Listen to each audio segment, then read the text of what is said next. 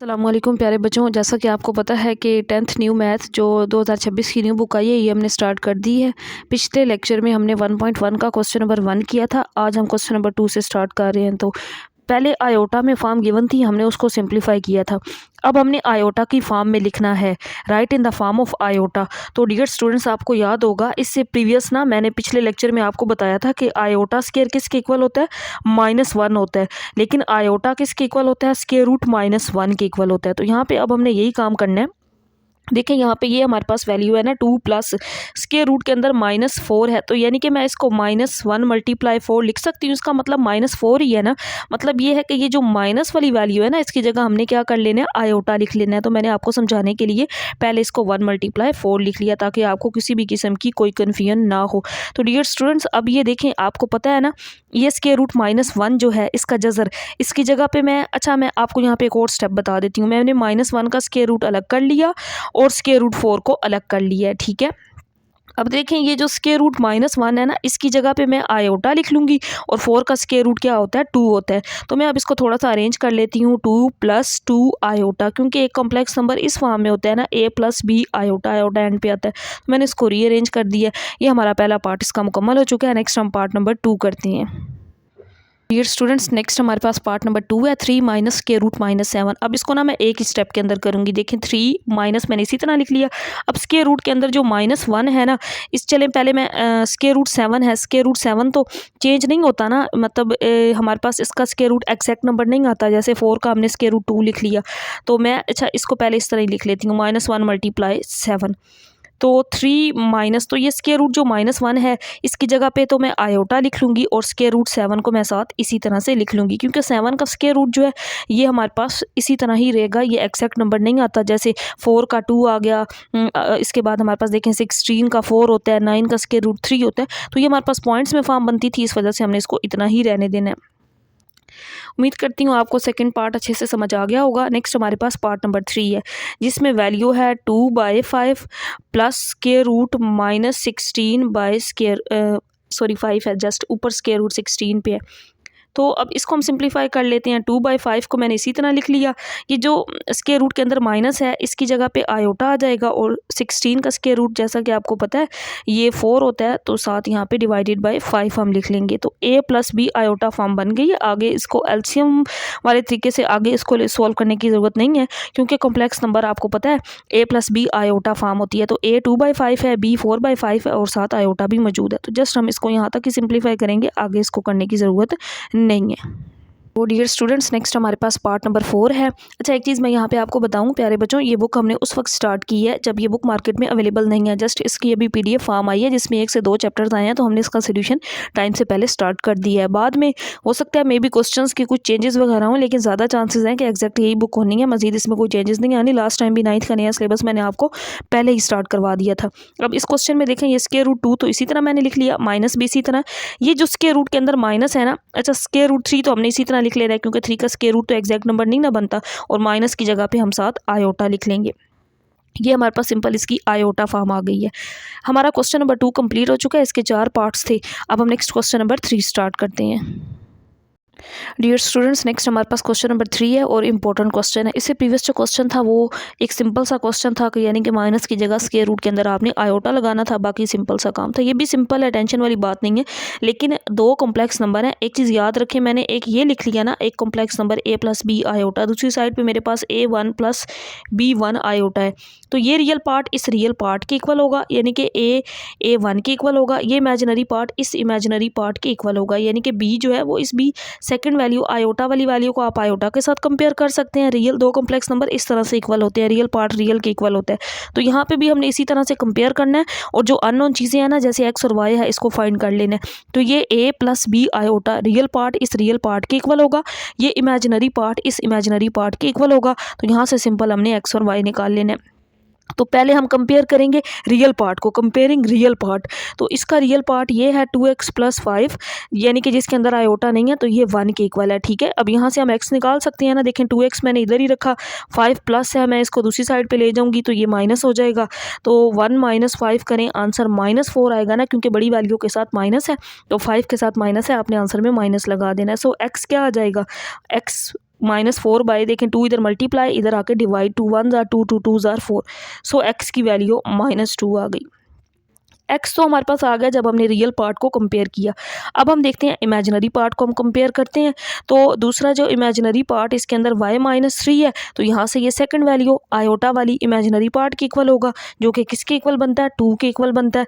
तो अब हमें y चाहिए, तो हम 3 को दूसरी साइड पे ले जाते हैं। -3 था, इस साइड पे आके क्या हो जाएगा, +3 हो जाएगा। तो 2 में 3 आप ऐड करें तो आंसर क्या आ जाएगा, 5 आ जाएगा।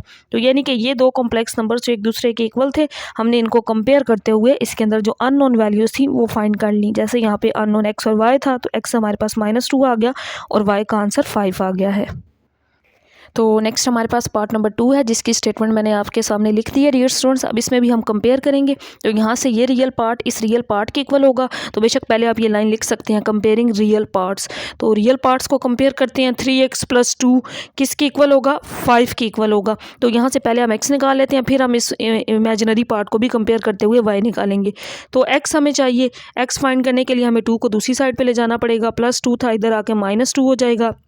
5 - 2 करें आप, क्या आ जाएगा, 3। सो x की वैल्यू यहाँ पे 3 मल्टीप्लाई है ना, x के साथ, इधर आके डिवाइड, कैंसल आउट। सो यहाँ पे क्या रह गया, 1 रह गया। सो x की वैल्यू हमारे पास 1 आ गई। अब हम इमेजिनरी पार्ट को कंपेयर करेंगे। Now comparing imaginary parts.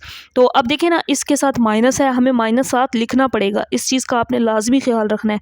पहले तो प्लस था ना, हमने उस साइन को नहीं चेक किया। अब इसके अंदर माइनस है, तो ये माइनस इस वैल्यू के साथ है, और यहाँ पे क्या है, देखिए इमेजिनरी पार्ट के साथ आयोटा के साथ 3 है, तो हमने इसको 3 के इक्वल लिख लिया।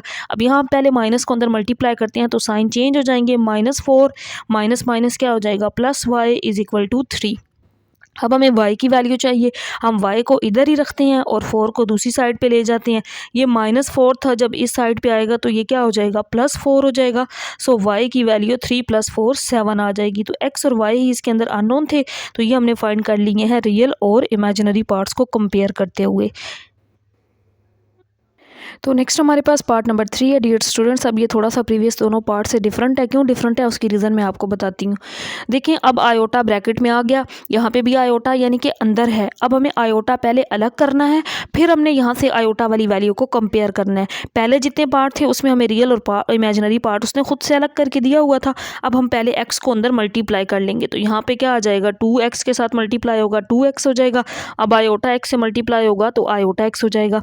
अब 1 को y से करेंगे, फिर -2 आयोटा को y से करेंगे, तो यहाँ पे y आ जाएगा, और फिर -2y और साथ आयोटा आ जाएगा, और यहाँ पे 3 + 4 आयोटा।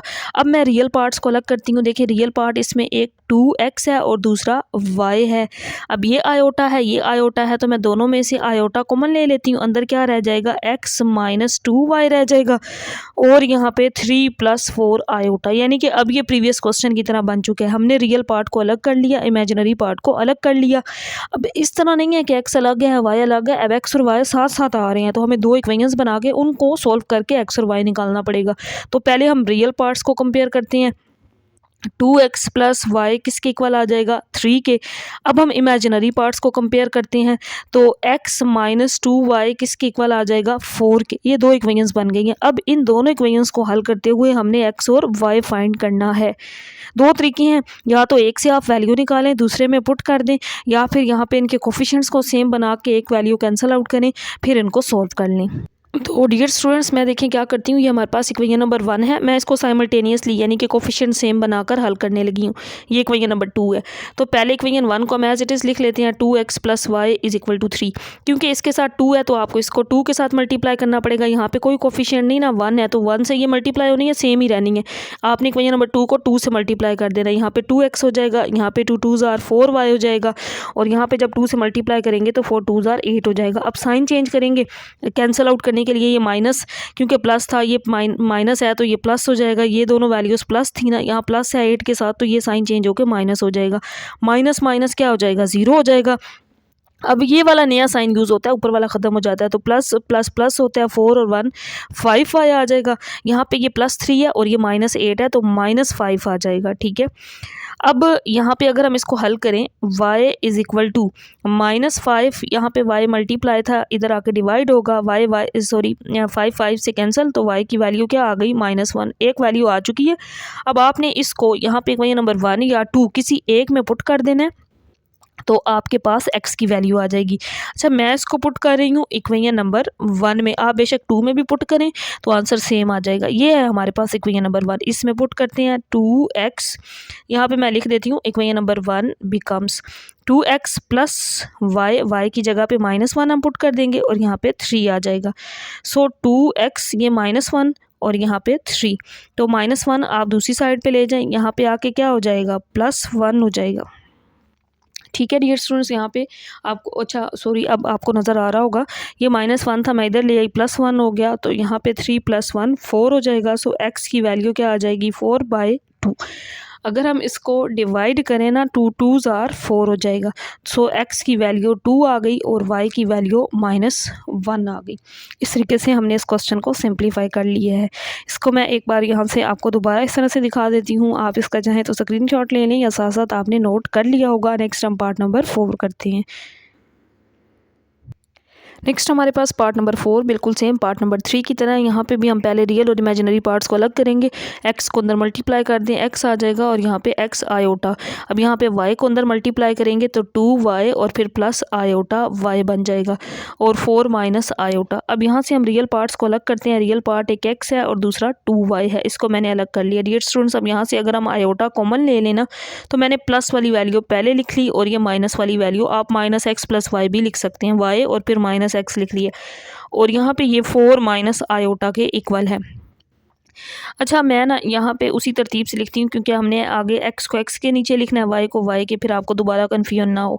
जब मैंने आयोटा कॉमन लिया ना तो यहाँ -x बन गया और फिर +y आ गया। ठीक है, और यहाँ पे इस तरह से हमने इसको लिख लिया है।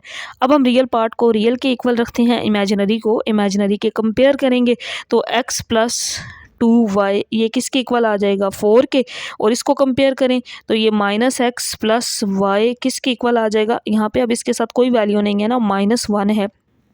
दोनों इक्वेशंस को साइमल्टेनियसली हल करेंगे, सिंप्लीफाई कर लेंगे। अब देखेंगे +x -x तो यहाँ पे ही कट जाएगा 2y और y। अब साइन चेंज करने की ज़रूरत ही नहीं पड़ी, तो वही साइन यूज़ है ना, वही साइन यूज़ हो रहे हैं। 2y और +y 3y हो जाएगा, 4 - 1 करेंगे तो 3 आ जाएगा। सो y 3/3 हो जाएगा। 3 3 से कैंसिल आउट, 3 1s आर 3 होता है ना। सो y की वैल्यू क्या आ गई हमारे पास 1 आ गई। अब आपने y की इस वैल्यू को इक्वेशन, ये जो हमारे पास दो इक्वेशंस बनी है ना, इसको आप 1 का नाम दे दें, इसको आप 2 का नाम दे दें, बेशक किसी एक में इसको पुट कर लें तो आपके पास x की वैल्यू भी आ जाएगी। तो मैं इसको 1 में पुट करने लगी हूँ। Equation number 1 becomes x + 2y की जगह पे मैं 1 पुट कर दूंगी और यहाँ पे 4। तो यहाँ पे ये +2 है, इसको दूसरी साइड पे ले जाते हैं। इस साइड पे आके ये +2 था -2 हो गया, तो 4 - 2 करें तो इसका आंसर 2 आ जाएगा। सो x की वैल्यू हमारे पास 2 आ गई और y की वैल्यू 1 आ गई। बिल्कुल सेम प्रीवियस पार्ट की तरह था, वहाँ पे हमने कोफिशिएंट्स को खुद कंपेयर इक्वल करके किया था। अब इसमें ये हमारे पास यहाँ पे माइनस डायरेक्ट सॉल्व हो गया।